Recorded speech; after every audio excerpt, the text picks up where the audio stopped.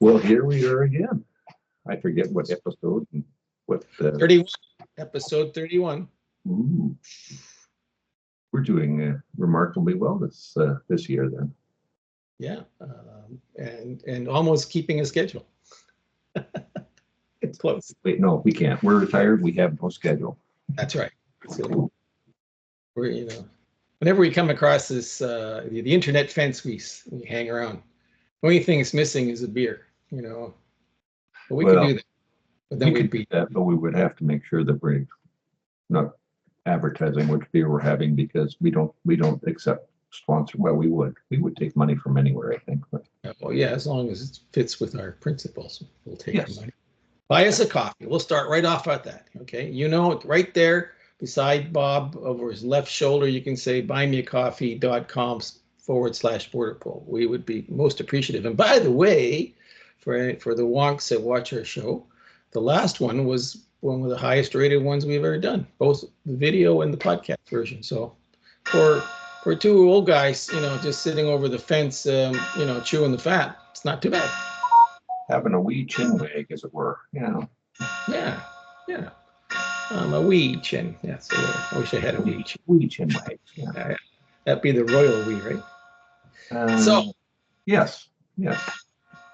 Anyway, so listen, this has been an interesting 24 hours. We did pre-production yesterday, and so we're catching up today. It's noon here in the Great Lakes area, and what is it, 9 in the morning where you are, I suppose? Yeah, 0900-ish. You be bright-eyed and bushy-tailed. Well, it's amazing what a little bit of AI can do. So, right? Do you remember that old series of the Jetsons where Jane had to take a video call, and she had to go in through one of the things and went pum, pum, pum, pum, pum, pum, and she came out looking really good. I think I did that this morning. Yeah, I went into one of those machines, and here I am. Wow, looking good. Oh yeah, well for those people on podcasts, I assure you he looks okay. Yeah. How much does that go on my tab now? So listen, the loons are still flying about. Well, that's about the only loon that's really doing well. Our dollar is sure tanking, coupled with the fear, I guess, of, oh my God, we've got a terrible thing south of the border, and we've got a terrible thing going on in the Ukraine, and we got a terrible thing going on in the Gaza, and we got a terrible thing going on over by China. We've got a terrible thing going on in so I'm glad that we've got the loons here doing something anyway. Soaring. Let's focus on our favorite topic, immigration and the border, for starters. Well, or lack of. Yes. Or lack thereof, yes. Yeah. The illustrious Krista Freeland yesterday made a number of pronouncements about the border is secure. On TV and radio, she actually said that everything is under control. I'm paraphrasing, of course, because if you don't use the exact words, then you're going to be challenged. Well, that's not exactly what she said. So, but paraphrasing her, everything is hunky-dory, not to worry. We're paying attention. The border's under control. We're listening to Canadians. And then her sidekick, the foreign minister, Melanie Joly, said, "We have a plan." And then the interviewer said, "Well, what's that? Can't tell you." So, your friendly reporter here says, take that to the bank. They have no plan. Okay, there is no plan. I think it's one of those. You remember that game called Mastermind? Yes. Where you had a bunch of little pigs, and you set up your pigs, and I had to try and guess with red or black and white pigs where it was. Well, right. That's what their plan is. They're going to tell you that yes, you have 4 pigs on the board, but we can't tell you whether they're in the right spot or the wrong spot, and we certainly can't tell you. And yeah, again, Melanie Joly, I have no idea what her background is or isn't, where she came from. Chrystia Freeland, a deputy prime minister, which has absolutely no We know we know her claim to fame. Sean was bankrupted at Reuters, news agents. Well, that too, but just, you're Just right. no- We had talked in pre-production. What does the deputy prime minister, which is a made-up title, Yes. and the minister of finance have to do with border protection, other than maybe spending money to put into border protection? We are in deep trouble if the government is saying that they have a plan, but they can't tell us because, one, they probably don't have any money to throw into it because they've been spending like drunken sailors. Don't talk that way about sailors. Well, that's true. Yes, I'm sorry. If I've offended the sailors, I didn't mean to. Point. Sorry, I didn't mean to take you off track there. I just can't take this woman seriously. I mean, that's my problem with these two ladies from Trudeau's cabinet are proving to be the most disingenuous bunch you'd ever want to meet. Well, sorry. And then as you said too, we now have one of our premier online writers or news writers who's telling us to be very, very afraid of what's going on south of the border and that we should be boycotting this. And well, I guess that just goes to prove that if you buy off the media, they will tell you all kinds of things that the government wants you to know. Well, one of the, I think, tells of what's going on with the Canadian government on the border and other issues as well right now, but the border particularly, given the announcement by the incoming Administration that they're going to start serious removals, is that everything's under control and they have a plan, and that they've always done the right thing, and Canadians are behind them. It's just, they're just piling on the lies. At the same time, the opposition is keeping its mouth shut because I think they're just letting these guys dig a hole as deep as they want. Because I find that coincidental here, that they're just flailing around about this, but in fact there's nothing. You got Trudeau, the prime minister himself, yesterday pontificating about abortion, which is not even an issue in this country. But they've come up with buctus. They got nothing, so they're coming up with utter nonsense just to stay somehow relevant on irrelevant legacy media, because that's where all this stuff is being shown, whether it's a CBC or Global or in Canada for our American listeners, viewers. This is a legacy media akin to CNN or MSNBC or Fox or whatever in the States. Nobody watches that stuff really anymore because the election in the US pointed out very clearly that the long form discussion about a subject now is actually taking hold, where people don't want a 30-second political, news bite, or I call it a vomit, extorted on the screen by some guy or gal who seems to who has a political bent. I don't want to hear that stuff. We want to see and hear the news in its unvarnished format. We'll decide as the viewer or as a consumer of the information whether we like what we see or don't like, or we agree or disagree. But this pablum-oriented legacy media, which is we will take the news, we'll take a political issue, then we'll masticate that, and then we'll regurgitate it to you so that you understand what we want you to understand. Now, for someone say, what the hell kind of word salad is that? That is, don't put words in my mouth, is what they're doing. So we've kind of picked up on that. And I think when you said earlier, why did we get a spike in our own little broadcasts that we do usually every week, is that because that's what we do. We kind of try to go into past the emotive part, which everybody has emotions about various subjects. It could range from politics to food I don't like to eat, but the point is that it's a long form version, which is not what legacy media today does. They still sticking to that old formula, 30-second soundbite, 72-hour news cycle. That doesn't work anymore. No, and I guess it gets down to the point too that you can talk about things still on an open forum, And, I still challenge our listeners and viewers to, if you think that we're way off base, Tell us. let us know. Yeah, We don't absolutely. pretend to know all the things. We have, between the two of us, we have a wealth of experience of border control issues and immigration related issues, which kind of gives us, in the old training environment, we would be subject matter experts to a certain extent. Mind you, it's certainly dated. I haven't been in that business for a long time, but I don't think that things change. Like, You can I knew smell the a lot borders of was weakness poor when I smells. started working in 1970, and it hasn't gotten any better.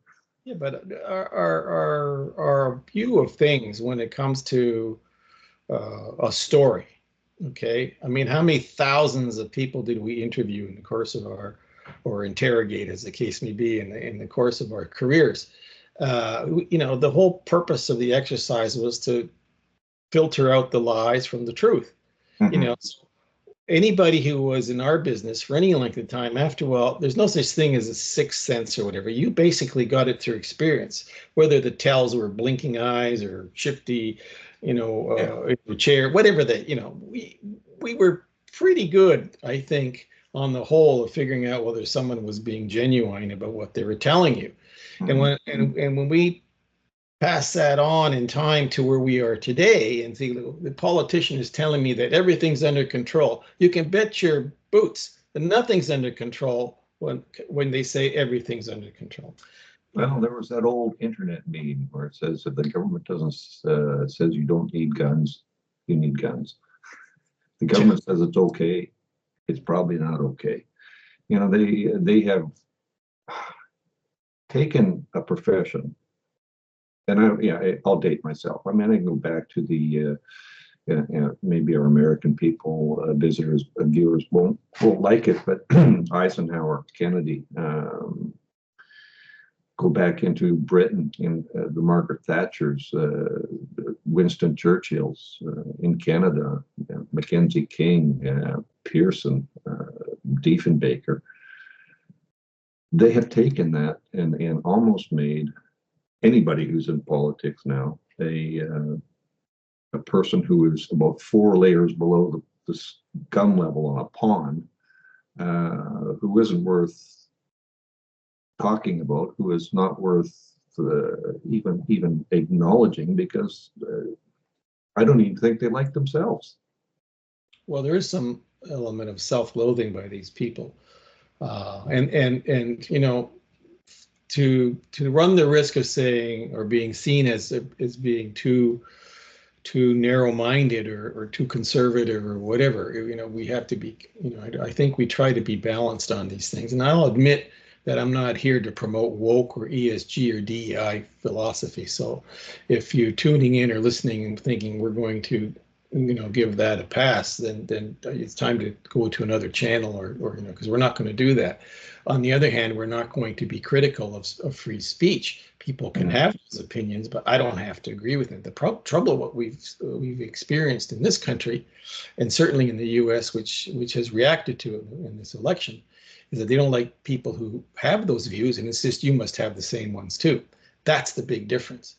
If you're a crackpot making silly comments on the internet or on legacy media, there's a very easy way to deal with that. There's either a button on my device which I can turn to off, or another channel, or just ignore you. But it's difficult to ignore people that then get into leadership positions and demand that you also go along with their ideology. This is beyond that. And so you get into that chafing part. We don't like it, and so that's a difference between us who will say, hey, you're a crackpot, but feel free, as opposed to that 20 or 30% of the population that says we're crackpots and we better change or we're going to be dealt with. And in Canada, we saw how people who didn't agree with the government got dealt with 2 years ago. So or whether it was through the COVID times or the convoy trucker thing in Ottawa, it was a black eye to this country that has been left a bad smell in a lot of people's noses over the that's past. still working its way through the courts here. I don't think there's been any decision on whether they've been found guilty or not guilty on anything. So yeah. So when we circle back, I love that term from Jen Psaki back in the days of the Biden. No, I guess it would have Obama was Jen Psaki, right? The spokesperson always used to circle back. Anyway, just something, came to mind there. But when you circle back to we started off at the beginning of this discussion today about immigration, we find that we're getting the same kind of nonsense all over again. That you have to agree to what we're telling you is the truth. Well, no, because if you scratch the surface, you haven't got any content. You're just telling me everything is okay. Oh, that's right. And again, it goes back to what we've talked about before, in particular here in Canada, and I guess to somewhat in the United States. Various persuasions of politicians have broken a system, and they definitely tried to fix it or tell us that they fixed it when in fact they really haven't. Maybe the new incoming administration with its idea of mass deportations struck a nerve with people. But I kind of agree with what we had talked about in pre-production the other day, that you don't have to deport these people. You have to take away incentives. Yes. And for incentives in the United States, where you get, and in Canada, where you come in and you're given a hotel room, you're given money, you're given dental, you're given medical, you're given. There's just so much that. Again, we go back to several episodes ago, John Q. Public. I don't think John Quiet Public is there anymore. It's now becoming John Questioning Public again. Like, why I can't afford this? How come they can? How come my money is going to do this? Where's my money actually going? What are you doing with it? And maybe that's a good thing. Now, if the U.S. decides that they are going to do the removal of people and they decide to head north, I think I would be living in la la land somewhere if I thought that the Canadian government had a plan to do anything other than absorb these people and then throw up their hands in the air and say, geez, we can't deal with this, let's have an amnesty. Well, the numbers are going to be the issue. I mean, right now the allegation is that the large percent of these people will head north, and then if we're to believe the ladies Jolly and Freeland, everything's under control and we have a plan. Then we can only look back at history and see how they dealt with the plan the first time. They basically turned the RCMP into a valet service who carried the luggage across the border for all these tens of thousands of disgruntled road. Yeah. So what are you going to do? Put a bunch of Broxton roads, from Surrey all the way across to the Nova Scotia? Like, what plan? There is no plan. This is an utter lie. And not only if there was a plan, okay, let's be perfectly frank. Who the hell would be carrying out the plan? There's no bodies to carry out the plan. Okay, we've never had a problem with Americans coming into Canada en masse. Okay, hence there's never been a system designed to, stop any such movement. This is not the border with Mexico. If we turn it around, like what do the Americans do vis-a-vis Mexico? They built a wall. They've got tens of thousands of law enforcement people supposedly there to deal with it, even though under the Biden regime they haven't, to the most part. But there is actually physical barriers. There are people there who deal with it. We've never had that problem. We don't have a southern border that where we've got literally millions of disgruntled folks until now who want to come north. Now, I'm not even sure that if you take away the punch bowl from a lot of these people who are going to be removed or are in the removal process, whether we'll see what that does, because that becomes an interesting experiment that it has never been tried before. Certainly not in Canada or the U.S. If you take away those incentives, will those people simply scrape together enough money to fly home or go someplace else?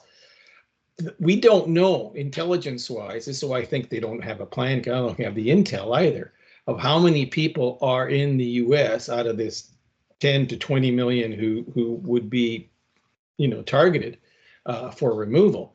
Will say, well, I'm not going back to Venezuela or Somalia or wherever they come from. I'll go north. Okay.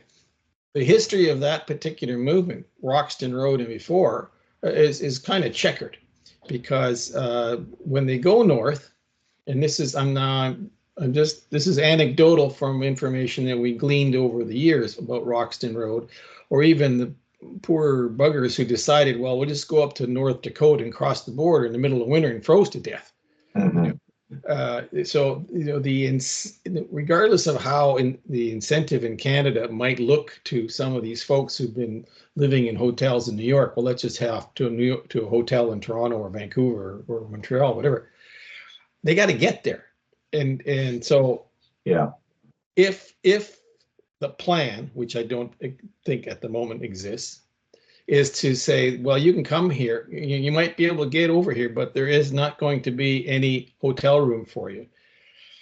Well, they said that during the Roxton Road era, where they've had hotel rooms reserved all the way to Niagara Falls, Ontario, where people were basically shipped from Roxton Road, put on a bus or a train, ended up, as touristas in Niagara Falls. You couldn't get a room in Niagara Falls as a real tourist, because it was all the rooms were booked up by the federal government for all these asylum seekers, who, by the way, no one talks about whatever happened to those folks.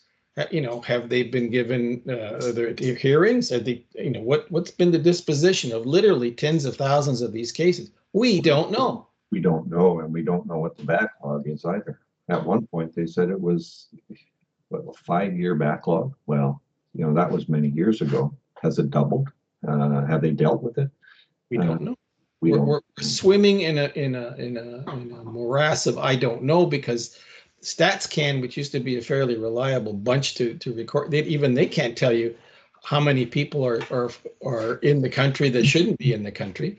IRCC, Immigration, Refugee Citizenship Canada, can't tell you, because they've lost track of the people whose visas long expired.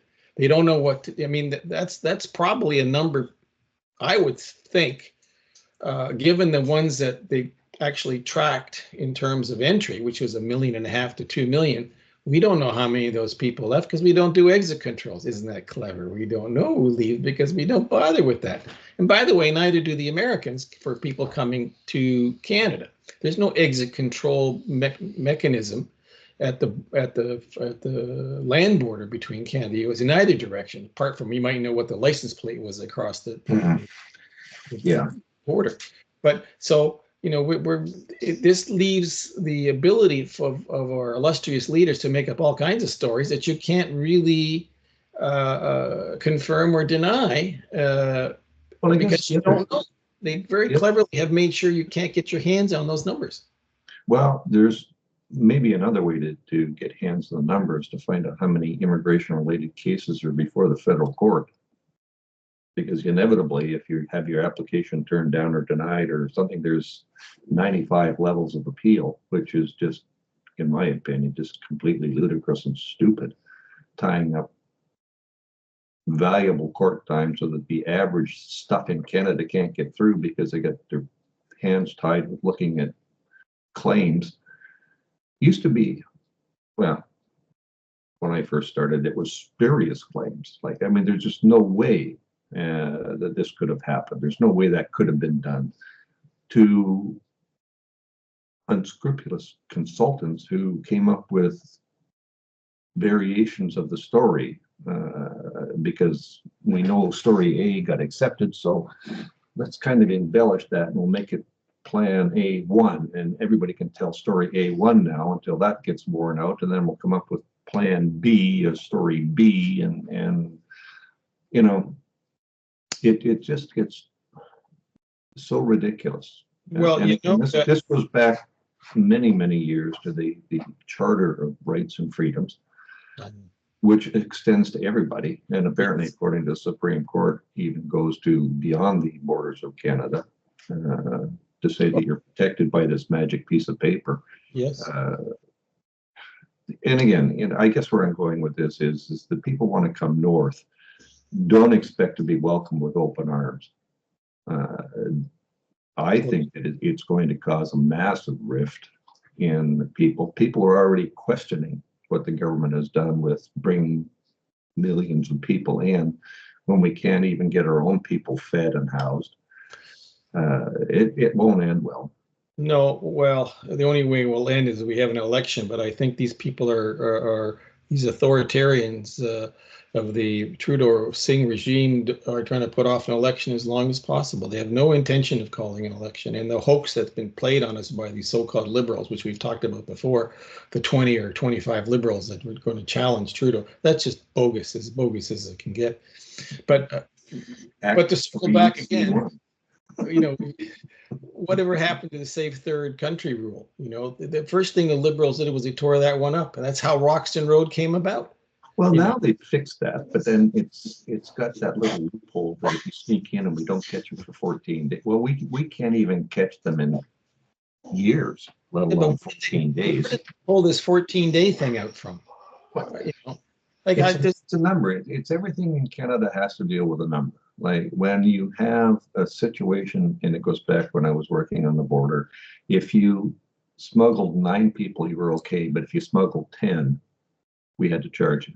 Oh yeah, I remember the argument between trafficking and smuggling. It was word salad time. It was great for lawyers to fill the courts up with that. Was totally stupid.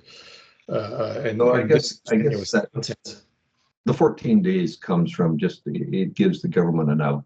Oh, geez, we didn't get them in 14 days. I guess they're kind of here now, so we'll deal with them. Well, again, it goes back. If you give that incentive, geez, all I got to do is hide for 14 days, and then the 15th day I can do what I want to do on day one. Well, the whole thing is going to unravel, as you say, because to begin with, you don't want to talk about conspiracy, but there's something very wrong here with this whole setup, which you wonder what they're covering up. And by the way, we spoke about this as well earlier about the Hogue Commission going to embargo or seal for 99 years all the testimony witnesses that were in camera, whatever, about the PRC's involvement in the Canadian media and interference election-wise. 99 years. Who are they protecting? Well, are you kidding me? There's something that the smell permeates all the way through the country with this stuff. You cannot tell me that the foreign government is being protected by the Trudeau regime for reasons of altruistic. This is nonsense. There must be a whole lot of people beholden to this bunch, big time. A 99-year. I guess the whole thing on a 99-year thing is that you said it came out yesterday. Yeah.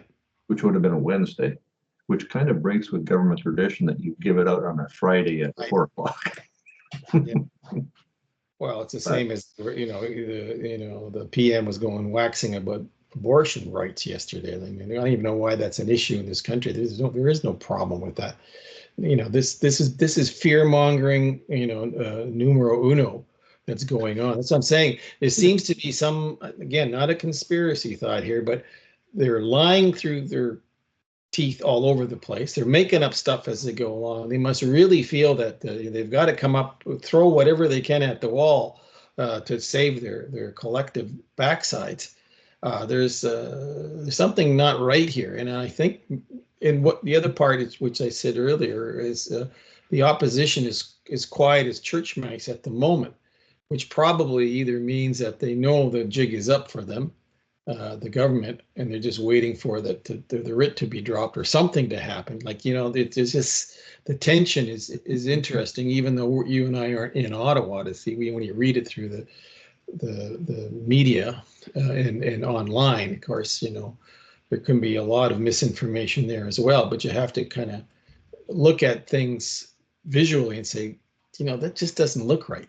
You've got an NDP thing fraud going on with the strikers on the West Coast, East Coast, the ports, who says he's going to, no matter what, he's going to stand by the strikers. Well, now that would mean that if there's arbitration been imposed on them, the Bloc and the Conservatives should be saying, okay, fine, let's have a confidence vote on that.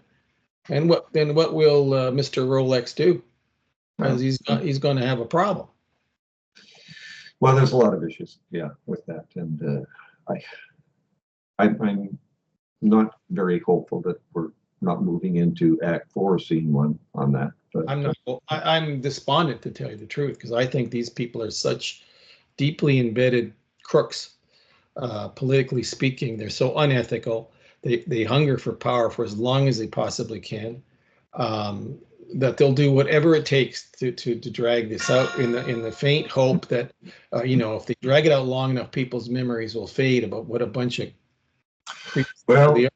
Yeah, and it's also come up with that too, fading of memories. I read something in our local paper the other day where, again, an individual, probably left-leaning, thought, the Prime Minister, we have to give him some slack, because look at all the good he did for us during COVID.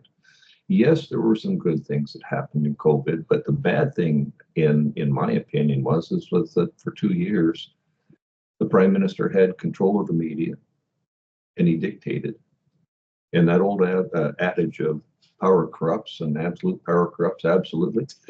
I think that's the whole basis of what's going on here now, is that he's had that taste of power and he just does not want to give it up. And, he'll do anything to keep it.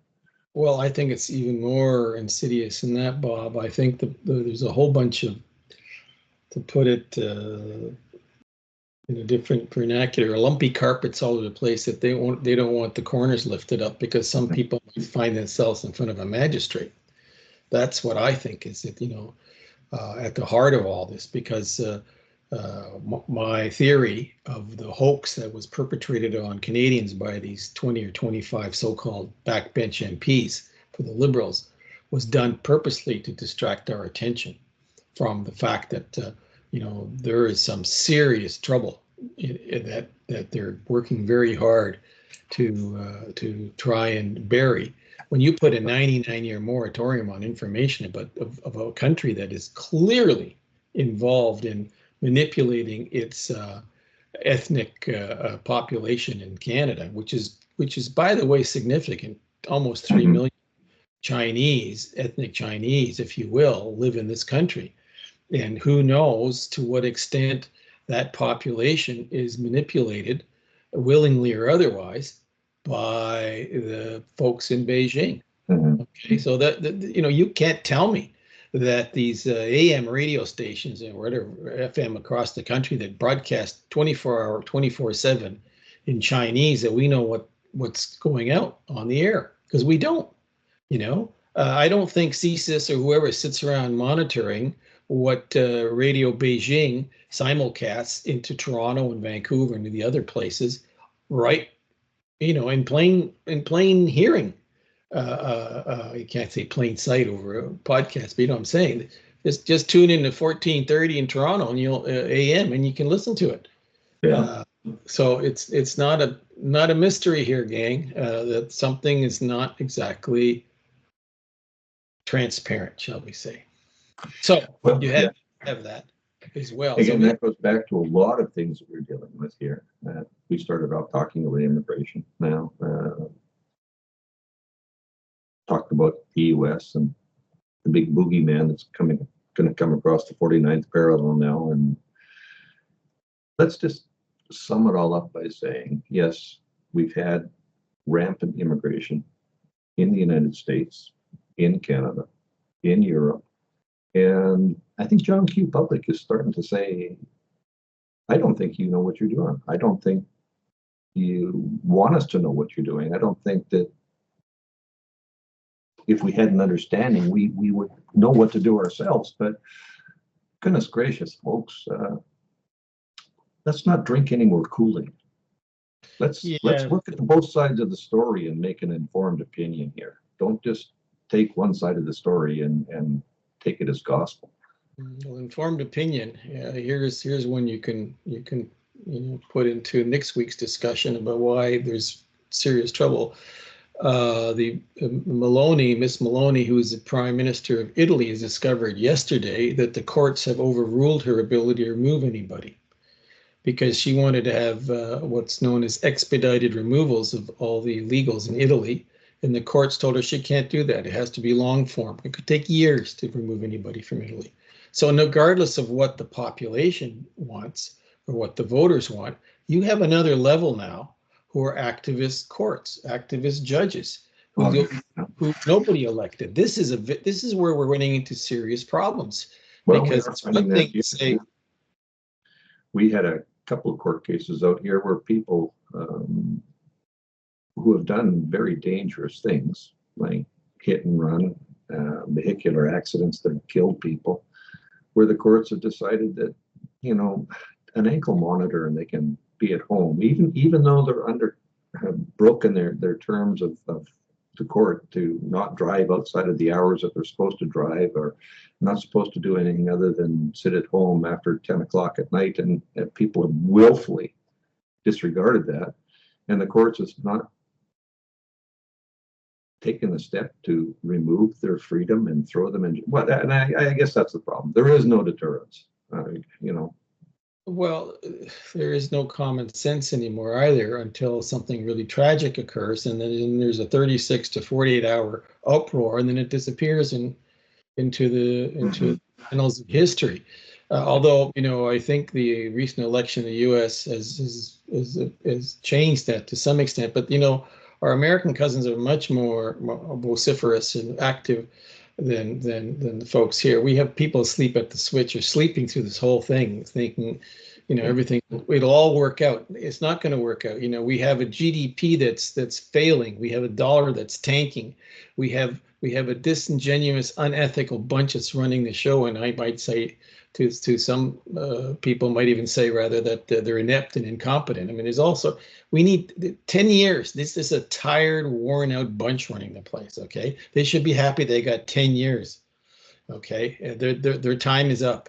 Well, we can only hope. Fit for purpose time is up. We have the canary in the coal mine coming up next month out here with another federal by-election. Now, will that bode well or bode ill for the I don't think they give a rat's behind what a by-election proves. These people are, there's it's like an onion skin you have to peel back here to find out just exactly how deep does this effort to remain in power go. In Washington, they talk about the deep state. In Ottawa, you have the swamp. It's no, the bog or whatever. Disney on the Rideau. There's lots of other various, but it's the same stuff. To wit, it was revealed earlier this week that an increase of 47% of the public service by the Trudeau administration since they came to power. Like, to do what? We're so overgoverned, it's ridiculous.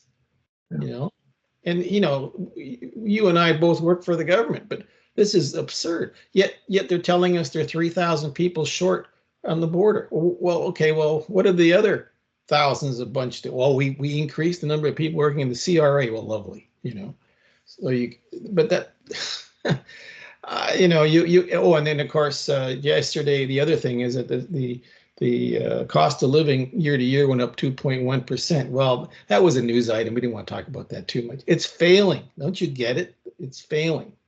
These guys need to be gone. All right. Well, there has to be a clean sweep here.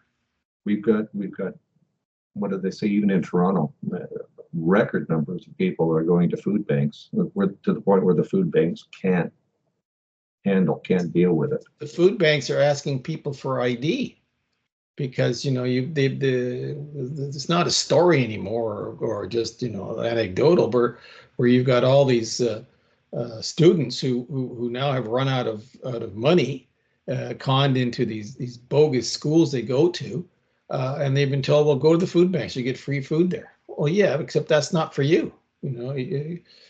So no, there's just so many bits and pieces all over the place dangling. That's very hard. And I think one of the reasons Canadians have stuck their head in the sand is they don't want to, they're so confused and upset and discouraged that just stick your head in the sand and don't think about it. I mean, it really is a Canadian disease of it'll be okay. No, it's not going to be okay. We're in deep trouble here, and we need to get some serious conversations about it. And not from people like you and I. We better start pulling our head out. We've had two recent things here dealing with Remembrance Day here, Veterans Day equivalent in the U.S., where we had the principal of a school decide to play some Hamas song during the Remembrance Day ceremony. We now have a mayor of a Canadian city who has decided to link the Hamas leader with Nelson Mandela.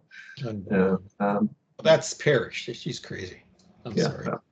Be that as it may, whoever it is, it's time for the public to stand up and say, Yeah, but if they don't, we have to start thinking about what happens when it all comes apart.